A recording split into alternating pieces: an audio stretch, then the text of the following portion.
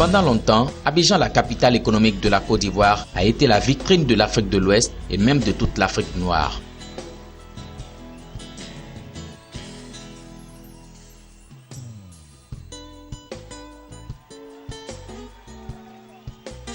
Une belle ville caractérisée par ses gratte-ciel, ses rues bitumées et bien entretenues. Ses quartiers chics tels que Cocody, Riviera Golf ou encore Marcory Zone 4. Ses rues propres et salubres, ses immeubles et les autres bâtiments aux façades toujours bien peintes. Aujourd'hui, la réalité est tout autre. Ces façades de logement présentent des aspects qui laissent à désirer.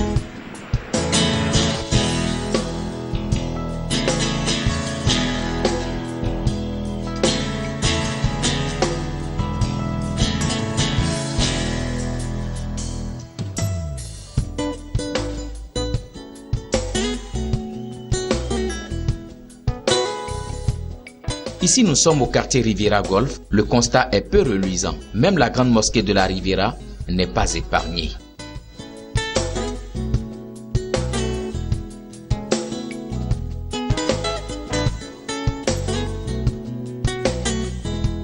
Ça ne présente plus la Côte d'Ivoire que nous connaissons autant. Là, elle n'est plus présentable. À mon avis, que l'État fasse quelque chose pour que trouve les locataires, ni peut-être que ce soit les propriétaires, qui puissent refaire la peinture du quartier Riviera, présentait autrefois le quartier de luxe d'Abidjan. Mais aujourd'hui, on représente c'est le marché Gouro d'Adjamé. On a ce problème-là d'entretenir. Nous ne savons pas entretenir nos endroits, les endroits dans lesquels nous vivons, les endroits que nous arrangeons pour rendre notre ville très belle. On ne sait pas les entretenir. Dès qu'on construit, c'est très beau à voir, mais 2 mois après, vous revenez, vous êtes étonnés. C'est pas normal, partout c'est comme ça. Il n'y a pas un immeuble. Si vous voyez un immeuble qui est peint, qui est joli, c'est qu'il est tout neuf. Vraiment, il est tout neuf. Dans 2-3 ans, ça sera pareil comme celui-là. C'est comme ça. Voilà. Les exemples de bâtiments décrépits et mal entretenus pilulent aussi d'autres quartiers d'Abidjan. À l'image de la Riviera Golf, 2 plateaux, c'est le même constat comme partout à Abidjan.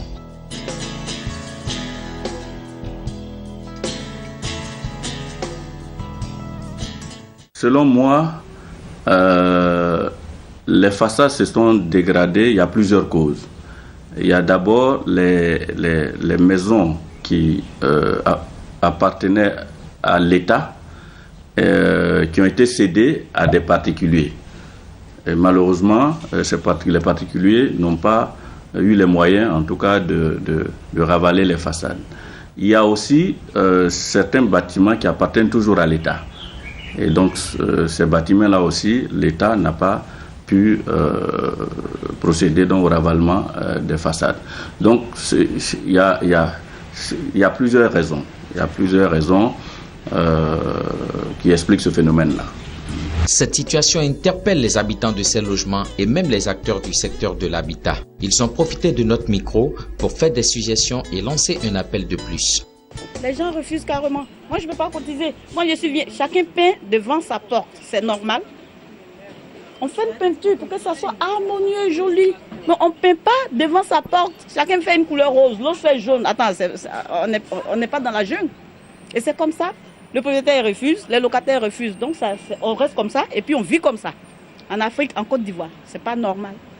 Chacun de nous, de son côté, devra faire des efforts pour remédier à ce fléau qui est partout dans toutes les villes de la Côte d'Ivoire. Et on comprend que ce n'est pas la faute aux citoyens et que c'est compte tenu des moyens des moyens de bord de chacun qui fait que cette situation ne change pas. Il faut sensibiliser la population parce que le noir a un problème d'entretien pour entretenir les lieux. Donc il faut qu'on sensibilise la population, qu'on fasse des sketchs et tout régulièrement à la télévision pour dire à l'Ivoirien d'entretenir son environnement. C'est faire preuve d'un peu plus de solidarité. On dit que nous sommes communautaristes, mais il faut que nous soyons solidaires. Alors ça veut dire quoi? Ça veut dire qu'on fasse preuve de civisme, qu'on ait un esprit citoyen et qu'on accepte de participer en fait à la vie de chaque cité. Il faut changer la mentalité des Africains, surtout des Ivoiriens. On ne veut pas évoluer, on refuse même d'évoluer, de voir au-delà. Quand on parle d'émergence, c'est tout ça qui fait partie de l'émergence. Il ne faudrait pas qu'on reste en marge, n'est-ce pas? Vous êtes d'accord avec moi? On doit évoluer, tout simplement. On est des adultes, mais on refuse de se faire éduquer. On refuse carrément. C'est pas normal. Ce qu'on va demander peut-être à nos frères et sœurs, c'est de voir comme quelqu'un qui se dit, bon, je n'ai pas assez de moyens, mais je ne vais pas laver mon habit. On n'a pas de moyens, mais on essaie quand même de trouver le juste moyen pour pouvoir rendre son habit propre. Et quand on le fait, c'est bon pour soi-même, c'est bon pour son équilibre et c'est bon également pour l'entourage. Ce qu'on va peut-être demander à nos frères et sœurs, c'est d'essayer de faire des efforts dans ce sens-là et puis donner un coup de peinture à nos maisons pour que nous soyons tous fiers de notre belle Côte d'Ivoire. Le ministre ivoirien en charge de l'habitat et du logement social, quant à lui, se dit aussi indigné et annonce des actions. Le président de la République veut que les façades des immeubles soient rapidement ravalées et repeintes. Là aussi, nous allons prendre des initiatives, nous allons vous rencontrer parce que notre vision, notre façon de voir les choses, c'est pas d'agir forcément sous la contrainte, sur la persuasion. Il faut que les gens comprennent que le jour que les étrangers vont venir en Côte d'Ivoire et qu'ils vont dire « Ah, votre capitale, elle est belle. Votre ville, elle est belle. » Ils auront envie de s'y installer et de faire des affaires. Le jour qu'ils verront que la ville est propre, qu'on ne jette pas les ordures n'importe comment, ils seront heureux de vivre ici et ça sera une richesse pour nous.